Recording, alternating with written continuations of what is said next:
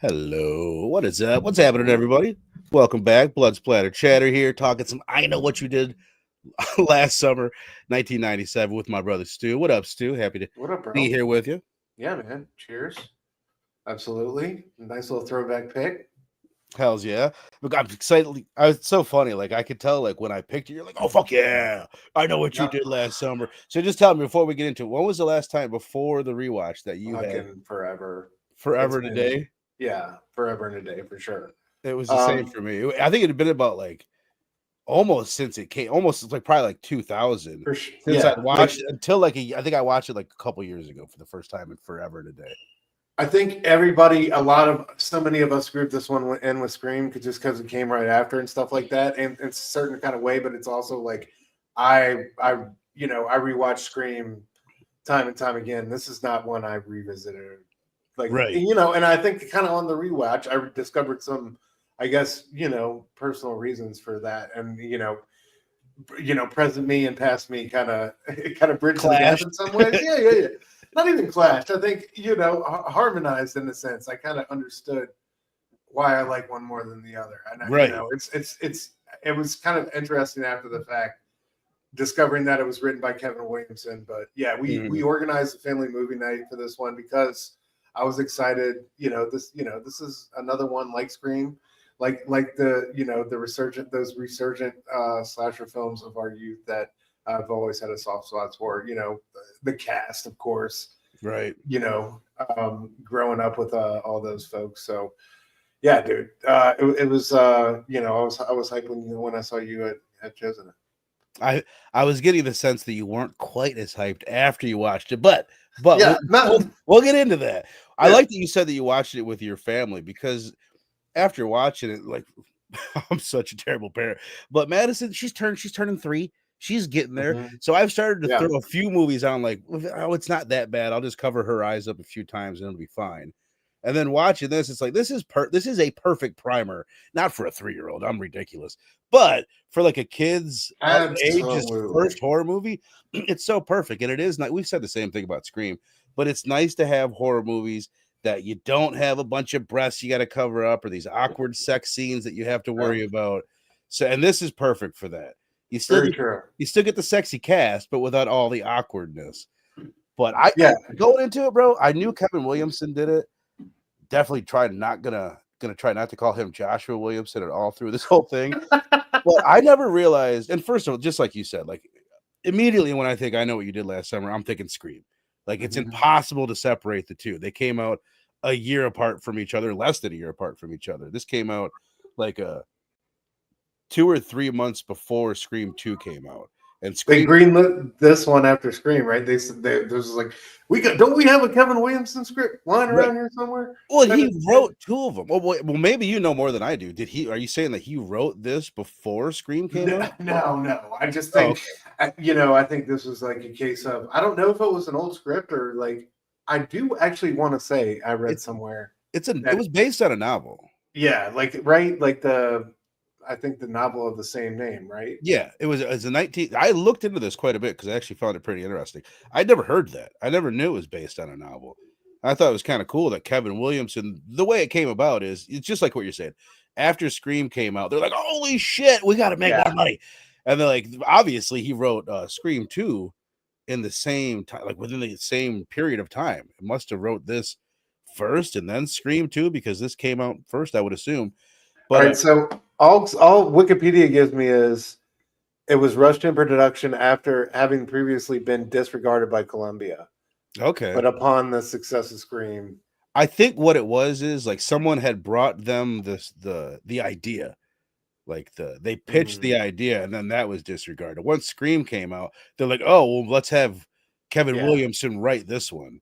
So looking into it, the book came out in 1973. And my first thought was like, oh, I wonder, written by a woman named Lois Duncan. And my first thought was, has she ever mentioned that she was inspired by Italian giallo? Because we'll be getting into those in a little bit in our big series that we got coming up, Road to Halloween. And this has so much giallo influence on it, just with the way the investigation's done, the set piece kills, but especially the title, I Know What You Did Last Summer. which I've had to type into Google this week like 16 times. So annoying having to type in that long ass title, but it's so like reminiscent of the Giallo titles. They all have these crazy long bird with the crystal plumage, or this is a whatever. They're just like these crazy, outrageous titles. But looking into it, what I found interesting, she's never mentioned she was inspired by Giallo. But what I found out is she really popularized like YA novels in the 70s, or just YA novels in general, especially like kind of thriller-ish ones. So it looks like she actually may be semi-responsible and influential for horror movies and thrillers being less aimed at adults and more at teens. Because it kind of like like a lot of people like, or it kind of opened up people's eyes that like, oh, kids like scary stuff, and if we put more teens in our scary movies, then they'll watch it more. So she was pretty damn influential actually on the horror genre. That's Lois Duncan again. That's awesome. That's awesome. That's a nice little like 360. That's what I thought. Degree of influence type of thing. You know what I mean? Right. I was looking for what influenced her, that I found out she was actually pretty influential. There was no fisherman in the book, by the way, and there was no it was a kid that they ran over. So like the twist, and we'll get into it at the end, the twist that we get in this one isn't quite as twisty in the book. It is just some kids, 4 kids ran over a kid and killed him, and then a relative of that kid was the one hunting them down or whatever. Okay. A little less complex, but pretty interesting to know that. Yeah. That's dope. I would say on the rewatch, I was really struggling with like, what did I used to think about this movie? It was huge. It was obviously huge, and it lived in the shadow of Scream. And I know I enjoyed it, but I think I enjoyed it in the way like, oh, that was cool. We got another half of Scream before Scream 2 comes out. It just kind of bridged that gap, and it was cool enough. But I remember always thinking like, Fisherman's not as cool as Ghostface. The cast, great, sexy, not nearly as good as Scream. The twist, not as good. The ending, not as good. It's like, in every way, it's not as good, but I still, after the rewatch, I don't think it's bad. It's got like a 50% on Rotten Tomatoes and not that great of like critic scores, but for what it is, being a whodunit slasher, I don't know. I think it's semi stood the test of time, and it's pretty solid. Maybe a little bit better than I remember. And if Scream never existed, I think people would look at this, would hold it on more of a pedestal. But it's always compared to Screams, and it doesn't compare. So I think it's kind of looked down a little bit because of that. But what do you think? How was what was just in general? What was the reason to go with less violence and gore? Because I think that's the biggest. I feel like if they had just leaned into the kills a little bit more, this is a completely different movie. I agree. Just leaving everything else the same. I thought it was funny. First of all, the director's name, who I had just 2 seconds ago, Jim Gillespie. Mm-hmm. Who, as we said right before we got rolling, he did Venom 2005 and not a whole hell of a lot else. But it's usually like the director wants more gore, the studio is taking the blood out. And it's the opposite for this. He kept on saying, like, well, we don't need it. We don't need the blood. And like some producers were being like, you need to give us a little bit more blood and a little bit more gore. And I 1,000% agree with you. Like, if this had more gore, it'd just be a lot better. It would hit a lot harder. But at the same time, like, Scream doesn't have the gore, but the director is better. The suspense that leads up to the kills is better, and the characters are better. It has a lot of blood too. Right. They go heavy on the blood. This one went super light on the blood. So it was just, and even after the first kill, I thought it was I thought it was going to have I guess more gusto than it did. But the first kill being Max, the kid from Roseanne, and indeed, that was the best kill, don't you think? It was. I think in hindsight, absolutely. It was a nice little uppercut, drag him down, pull him across. We got the blood trail, and it was violent enough, and I think it was at least a good starting point. But it seemed like they got softer and I agree. Lighter as it went on. Which is the opposite of almost what it off should camera. be. Yeah, exactly. That's a great point, dude. Absolutely. It is the opposite of what it should be.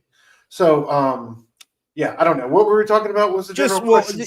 Just like how was the rewatch for you? It was great though. Like it was still, I think there's strong performances from all 4 of them. All 4 of them are obviously on the cusp of their lives being changed, and it's great to see them all together like that. And I think this it really worked in some places. Um, like the build up and some sequences were done really well, particularly Sarah Michelle Gellar's chase sequence, what I thought was really dope and on point. So like there's parts about it I really enjoyed, but I think overall definitely just happy to sit down for the nostalgic rewatch. A bit of rose tinted glasses when it came to that, but Right. regardless, still a lot of fun. I think I had like kind of braced myself for thinking it was gonna suck at like that I was really gonna not enjoy the rewatch. Yeah. There was something, and we'll get into it, but I remember thinking like oh, the investigation part. Like I thought the second act was really really slow when I watched it a few years back, and this time I didn't feel that. I didn't really feel anything was slow. I didn't love the ending, which we'll get into. I think that to me was the weakest part on this watch, but just like for me, like the premise is cool enough.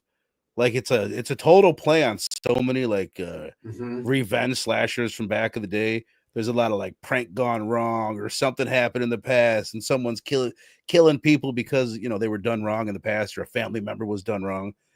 But I do like just the way like the setup and the car crash and that whole bit, I think is really fucking strong. Yeah. Agreed. But yeah, just okay, let's dive into the cast. You brought them up. This is my first. Are you a Buffy guy? No, unfortunately not. No, I never was. No. I never was either. Yeah. So yeah, not until like a few years back did I start really watching Buffy. So this was my first time ever watching the movie, becoming a Buffy fan. So to me, that added a whole nother layer to it. It was like a lot cooler. Like, oh, like I don't know. I always knew who Michelle Gellar was, like when we watched her, Sarah Michelle Gellar. But it was a lot cooler this time.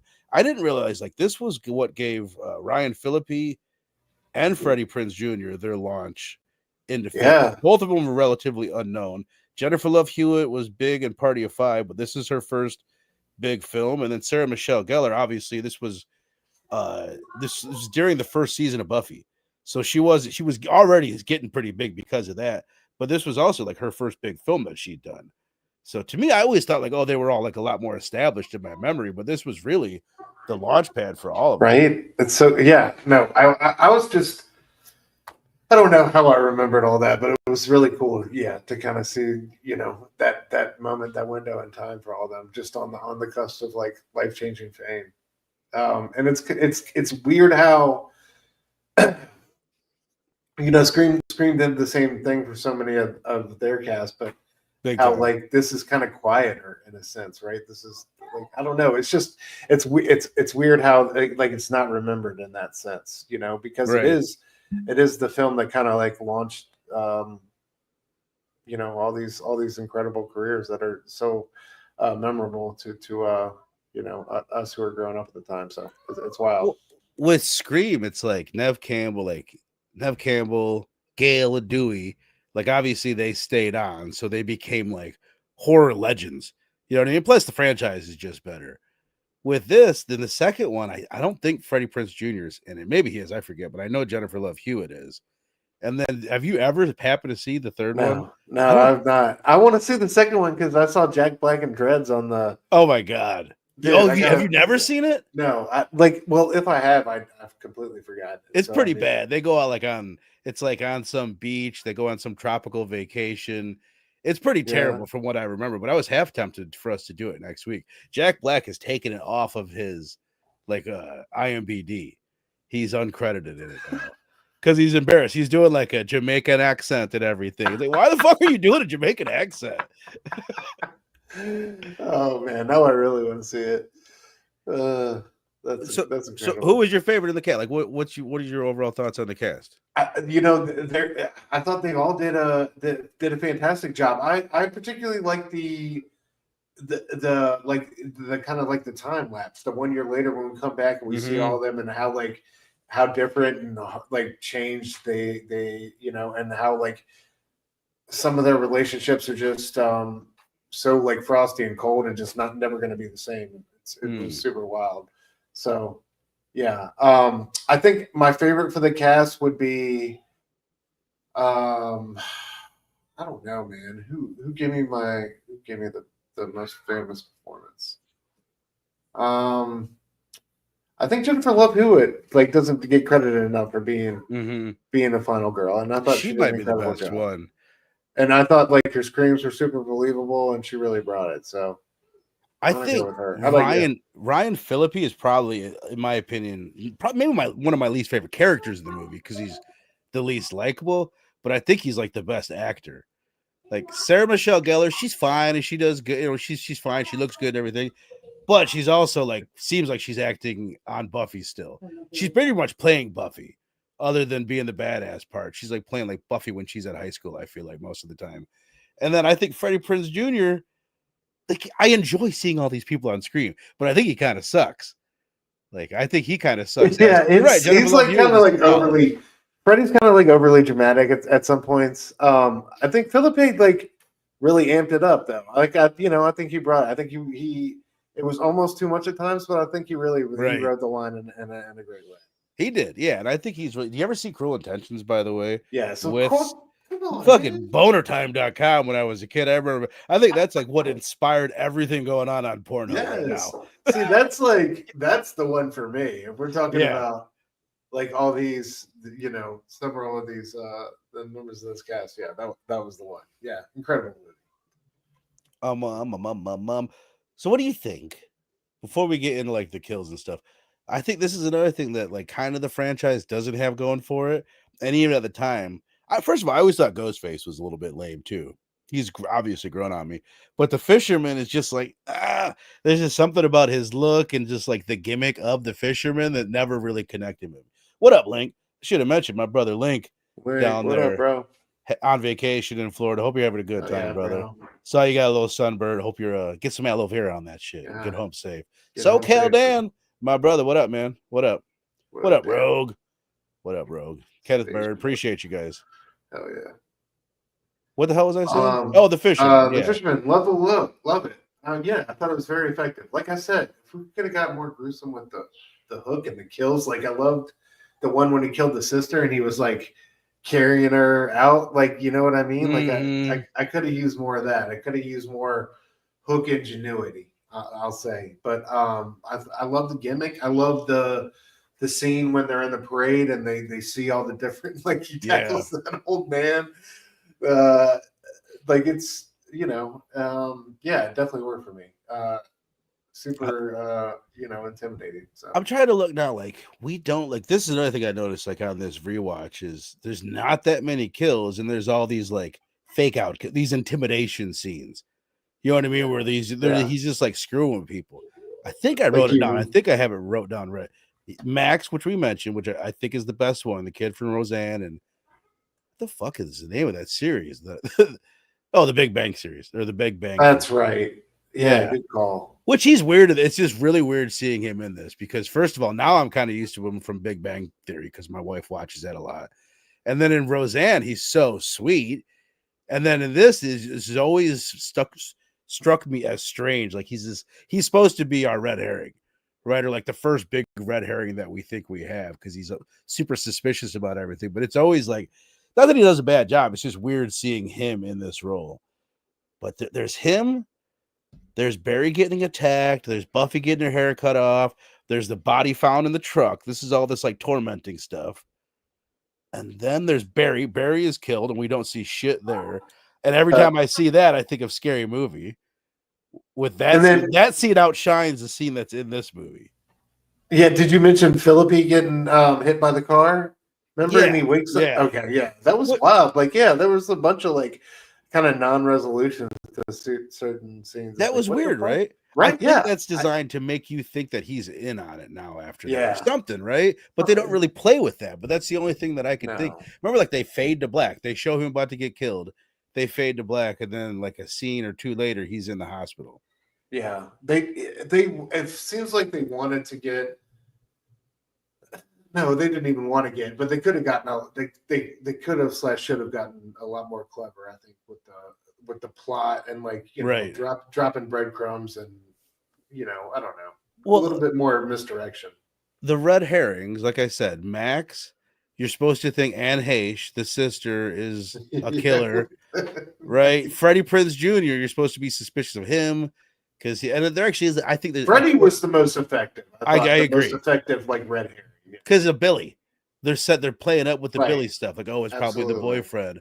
So then at the end, then his nickname is Billy Blue, or the name of his boat. Which when Anne Heche said that, his name is Billy Blue. I'm like, oh my fucking god, Billy Blue. Like that's the name you guys came up with. But who's the other red herring? Hey, it's an East Coast fishing town, man. Yeah, I guess Barry would be the other the other red herring. But I would agree with you. I think my favorite outside of Max, like that's the best kill. But Sarah Michelle Gellar's like whole chase scene, that's probably the most suspenseful and most like drawn out. And I guess like in the script, it was like Buffy gets chased and killed. And like he really like when they finally saw the end product, they're like, oh wow, we didn't expect you to do all that. Like they really extended that and made it a pretty big set piece, which I really like. I actually really like the part where like the parade is right by and it's all the noise and she's being killed in the alley. I think it's really good. Yeah, and it was dope. Like when she leapt from the window and stuff, and like still made the landing. It was solid and believable. It was really well done. Christina Payne, what up? Johnny Galecki, yeah. What was his? Yeah, David from Roseanne. I loved him in that. Link says way more suspenseful than slasher horror for sure. And I do think like now that's my question. I guess we could talk about the one that's coming up at the end of this, but fuck it, I'll just mention it now while I'm thinking of it. That's my big. I've heard that they're gonna lean into. I don't know about the gore a little bit more, but like the violence is what it said. Which, if you look at the last, well, you didn't see the last Scream, but Scream 6, it's not like it's super gory, but it's intense. And it's like a more violent ghost face. And I could see that being the case for this next one, that they're going to ramp it up a bit. I think definitely, but you should, try to keep, I think the original also does things really well with the mystery and, a solid core cast. So I hope to see some of that carried out too. For sure. Well, yeah. I guess, never mind. Remind me, we'll dive back into that right before we get out of here. But you mentioned the investigation. So let's talk about like that bit of it. That was always, for whatever reason, first of all, I don't know if I ever fully understood this movie back in the day. I think I never quite got the twist 1,000% at the end. Because there's always like a line drop that kind of explains it. And if you miss that line, you don't know what the hell's going on. You're like, oh, that's the fisherman. That's the guy they hit at the beginning. And he lived and he's been killing him because of that. The bonus twist involving the fisherman's daughter that was killed by David Egan in the car, who Anne Heche is actually related to Anne Heche. That the same for you? Did that always kind of go over your head back in the day? Yes. And again, weird. And again on the rewatch, maybe. Yeah. See, exactly. Isn't that weird? Yes. So, okay. Let's clarify it. That night. Well, basically, the year before. The opening shot of the movie is David Egan on the cliff, right? Right. But this guy, he's drinking on the cliff, looking sad and remorseful, and he hears noises around him. But that's it. You really don't. That's the kind of intro shot to the movie. Did you remember that when you watched it? Because me and my wife were like, I do not remember this at all. Yeah, that was.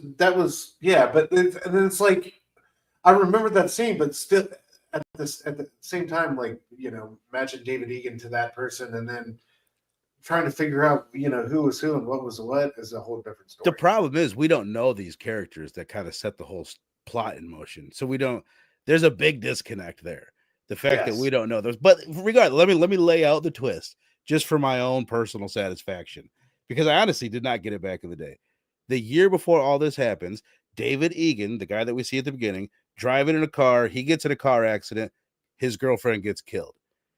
He goes back there a year later, the same night that all this goes down, and his girlfriend who got killed, her dad shows up and kills him, throws him into the river. His body gets fine, and then our crew thinks like, oh, that's the guy that we hit. And that kind of sells the whole story.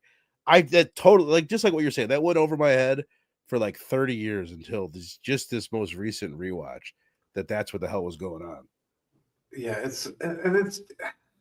it's also developed so late in the game for you. You just can't get stakes in it. You can't really like sink your teeth into it. And then before you know it, this guy's clothesline and Freddie Prinze Jr. and we're off to the races. And it's like, what is going on? Who's who? And it's just like he doesn't. I feel like upon that reveal, he doesn't have the menace. He doesn't have the look. Right. He just doesn't carry it. He just doesn't pull it off for me. I Like, agree. at least give me a guy with like a physical deformity or characteristic or something. Like, you know, if he's not going to be in costume, if he's not like this whole thing that you've had this entire time, if he's not going to be in the fisherman costume, like, give me something else besides freaking, you know, Roy Strucker here, or whatever the fuck his name is. You know what I'm saying though? Like, 100%. I thought the Johnny same at the gas station, like, it was just like, what the fuck? Like, I thought it the just same thing.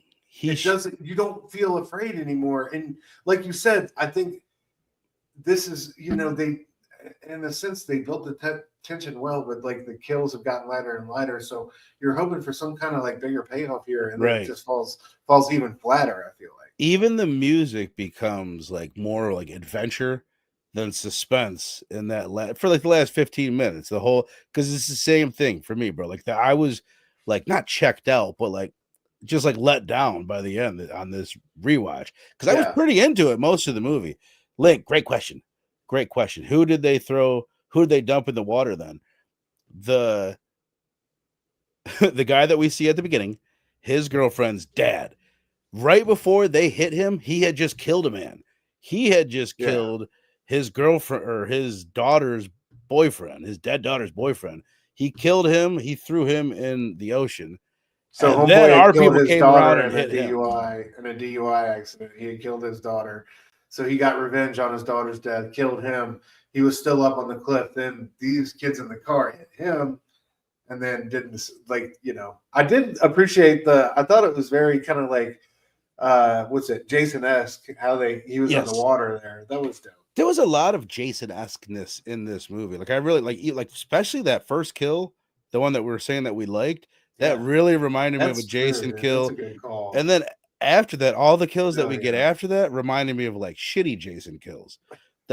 Like the quick kill with a blood splatter, and then you're in and out. There was another thing that really made me think of Jason.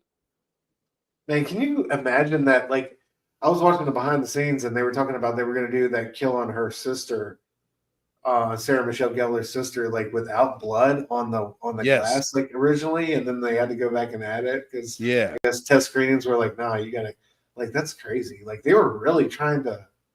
It was a weird time. It was 1997. Like it was like this one of the softest eras in horror. Yeah. This is one of the softer movies of the era. Oh, here's the other thing. It really makes me appreciate how smart Scream was with their 100%. And how they conveyed it, like to where it's terrifying, and it's like I think about the garage door kill. You know what I mean? Like they were really you know, efficient and effective with it. But you know, it's just a genius director compared to like just a solid director. Wes Craven was able to build up the suspense. There's so many times in the script for Scream, like specifically after Scream 1, they would just write this: a kill happens, Wes, and they'll put in parentheses, Wes will make it scary. And that's what you have. He doesn't need he just knows how to make things suspenseful. And it's one of those things. That's so dope. I did write these down. The other two things that made me think of Friday the 13th, which Kevin Williamson is a big fan of that franchise. Like he took inspiration for Scream 1, some of that from the original Friday the 13th. But there's a campfire tale at the beginning, which I love, when they're sitting around telling the urban legend of the man with the hook. That's very Friday the 13th. People sitting around telling a ghost story around a campfire. And then the fact that he walks, he doesn't run and everything. Like that was a conscious decision. Ghostface tripping over everything, falling downstairs, getting kicked in the nuts left and right. And this, they went for the more like kind of like Michael Jason type of killer, which is pretty cool. Yeah, it is. It definitely works in the Sarah Michelle scene. Did you get mad that she stopped right before the parade to look back once more? Right before the what? She got to the parade, she got to safety. She just stops and looks back for no reason. Oh no, I didn't. And apparently, like, it was a big point of contention against. Like, people are like, "Why the fuck?" That's so funny. Yeah, I saw in the making of that. I thought it was really cool. I love shit like this, but like that alley that she's in, they used that 3 times just in that chase scene. I think. Like really, that's like the initial like alley that she runs out of when she gets off the float. Then when she turns the corner, They redressed it, and then when she comes back around at the end, it's just the alley redressed again with all those tires. It's like I love it. It's just movie shit. Yeah, and like the coast at the beginning is a Hitchcockian coast. He shot that. Oh, really? I forget what movie, but like, yeah, like a great panning shot of that coast. He did that at one point. That's cool. Like I said, man, I was so weirded out at the beginning of the movie. I was like, I do not remember this opening scene. What it was beautifully done though, right? Yeah. Like I guess the helicopter pan, or I don't even know how the hell they pulled that off. That was I don't think it was a drone in 1997. Yeah, it had to be a helicopter. What'd you think of Anne Heche, man? This is what I was gonna say earlier. Yeah. I appreciated that scene. Well, she's in it a couple times, but I appreciated the first scene with her more. I always hated that. I was always like, I don't think I ever even like follow what the fuck was going on, or like how does she relate to this? And then the fact that she barely does relate to it in the end. But this time I was like, what I appreciated about the scene where they go there is like the depth that it adds to the act that they did, that they now have witnessed like what they think is that they killed this guy and it destroyed her, his sister's life and his mom's life, and the added weight that we got from that this time I actually did appreciate. But she is weird in the movie, but I kind of like her. Like she needs to be quirky and weird, and you need to think that maybe she's the killer too. And I guess she does all that. It works for me. I don't know why she's cutting up fish in the back like it's like meat that she just fucking like slaughtered or something like that. You know what I mean? She's like, why does she go? Why she going down on some fish, bro? How about when they forget their cigarettes and she comes up, bang! You forgot your cigarettes. It's like, why is she so intense about that? Like, why is she so insane? Same year as Batman and Robin. It worked though. Effectively. A red herring. I don't know. I just like the dirty, like one piece she had on and stuff like. You know what I mean? It definitely worked for me. She's got to look, and yeah, she does. She's got to be another person who is right on the cusp of bigger fame, right? Right. I would think. I don't know what her. What was her biggest film? She did a movie with it was like 30 Days of Night. Was that her? She did something with like Harrison Ford. I looked at it earlier. I think 6 Days, 7 Nights. The following year. Donnie Brasco, I honestly don't remember her in Donnie Brasco. That was 1997. Volcano was 97. So many times too. Do you remember her in it? I do not at all. Me neither. She was in Psycho, Psycho remake the next year, and she's really prominent in that. She's the lead in that. Yeah. Or I guess you'd call her the lead for half the movie at least. Yeah, she's one that I looked at her shot for shot remake, right? Right. What were they on for that? Like, what was that? What were they thinking with that? I don't know. I don't know why anybody does that. Like, who did that? What director? That's a great question. It was. Sorry, it was. No, you're good. I'm on it right left here. Turn. Gus Van Sant. Gus Van Sant. That's a Gus Van Sant movie. Yeah. The fuck, Gus. I know it's just like kind of a strange decision. I would like to do it. It's like I get to wanting to pay homage to. Right. That's what Robbie always says he really likes and respects. He's always like standing up for it.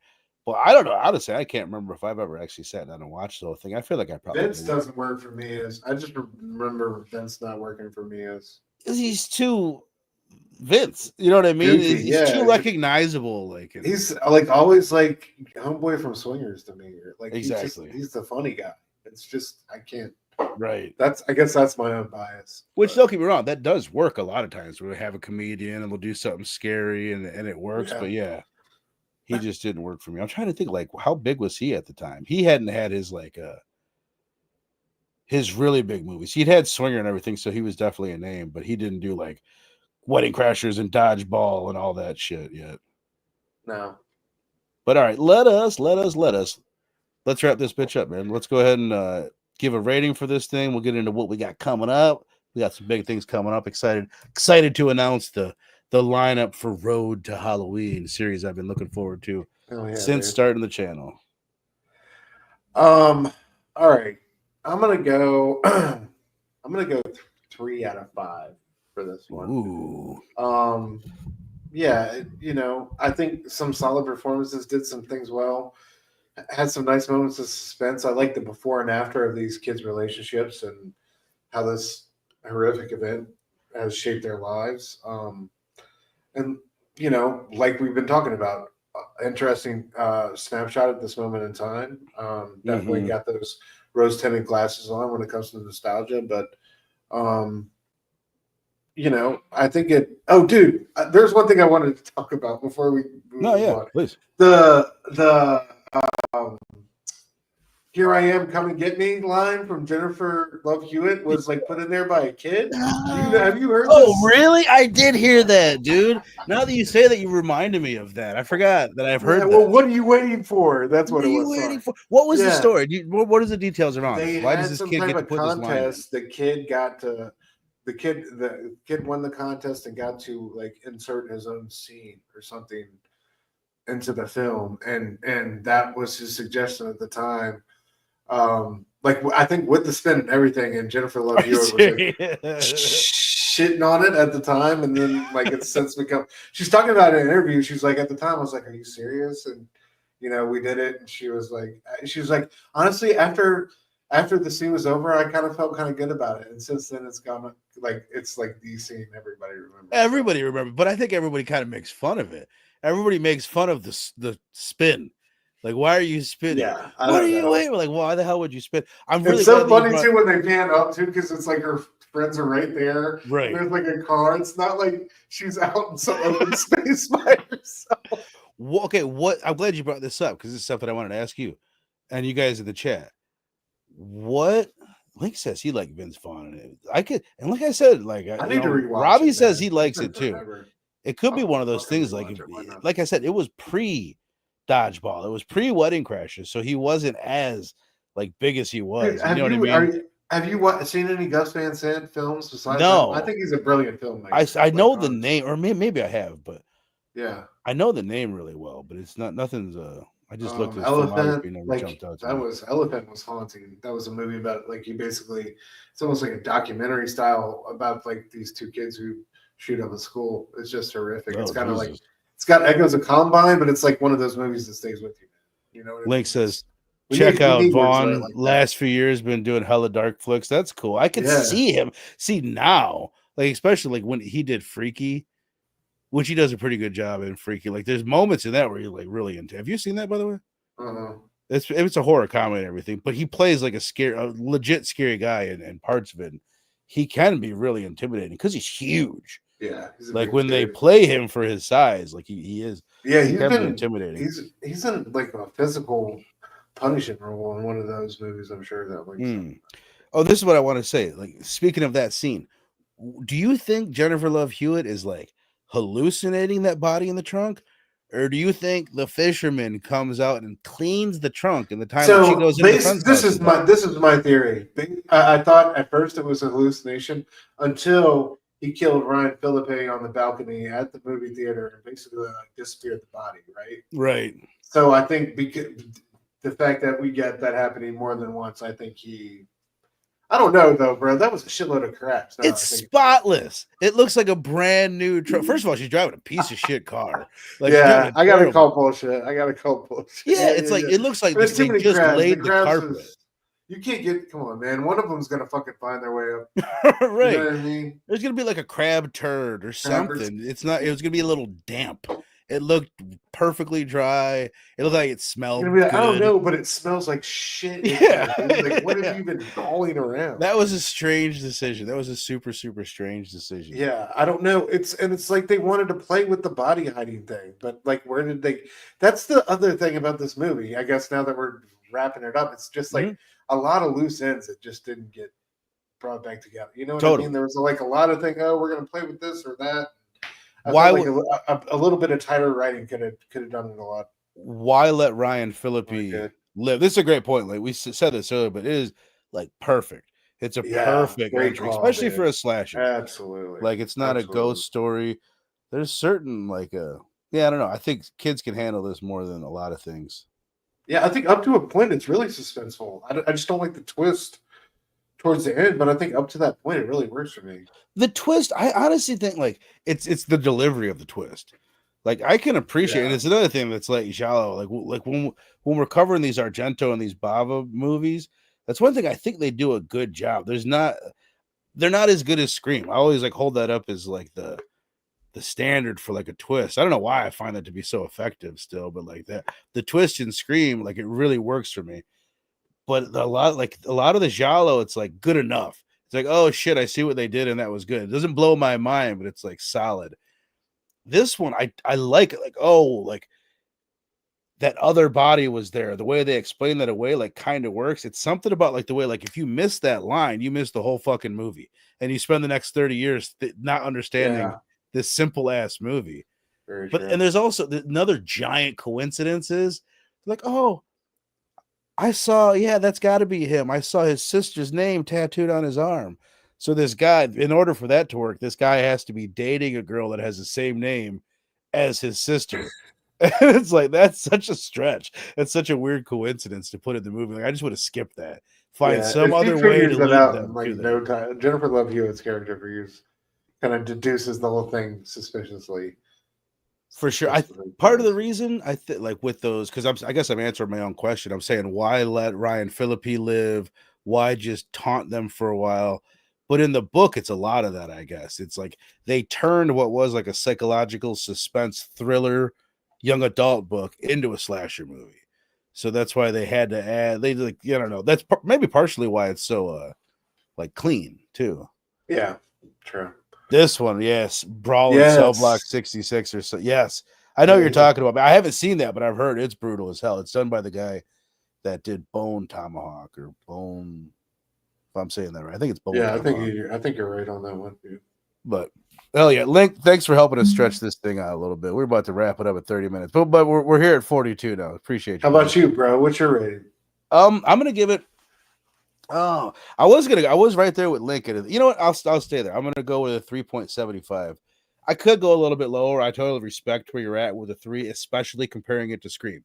Again, I know it's a little bit annoying, but it's the perfect comparison. And you can just see where this falls short every step of the way. But I also enjoyed it. Like, I enjoyed it quite a bit on the rewatch. I watched it twice this week. Enjoyed it. Honestly, even maybe a little bit better the second time, which is probably like the 20th fucking time that I've seen this movie. So that says something for it. Like, I think it kind of cruises along, and I do enjoy the procedural stuff just enough. And I know we're complaining about the kills, but all those little teasers, like, I think work. They make the movie go by pretty quick. All those like just threatening and intimidation scenes, they act as kill scenes with just the suspense. So it makes it work well enough for me. And there's a little nostalgia up in there as well. So a 3 from Stu, a 3.75 from Link and I. Any of you guys in the chat, if you've seen this movie, which you have, go ahead and drop your rating now, and I will. Whoa, I'm pressing the wrong buttons over here. Let me pull this bad boy up. Oh, yeah. Boom, boom, boom. This is what we're doing next week. I went, I think I said, Link, I've said this to you before. There's a movie that we did on DHS called The Void. And I went back recently, just to see if you were on that show, and you weren't. And I think you've never seen this movie. I think I maybe asked you about this. You never happened to stumble across this thing? It's from 2016, Stu? No. I'm excited. This looks amazing, though. Cool movie, man. It's a bit of a deep cut. It's on Shudder. I recommend you guys going out and checking it out. When we did it on DHS, I really liked it. I thought it was really cool. and Dylan really liked it. Robbie really surprised me with having issues with it. I thought he was going to love the shit out of it. It's cool. It's got a lot of gore. It's got a lot of wild moments. It's got a lot of cool shit that happens in the movie. And it gets pretty like out there too.